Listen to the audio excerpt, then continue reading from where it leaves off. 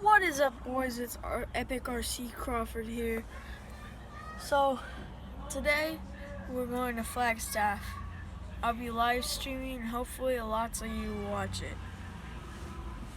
Now, right now we're at QT. And it's too bright. Never mind. Yeah, we're at QT. We're almost at work. We're just getting there. Apparently, my car is not working. The engine light is flashing. So if any of you have any tips on how to fix that, please comment down below. What if there's oils involved?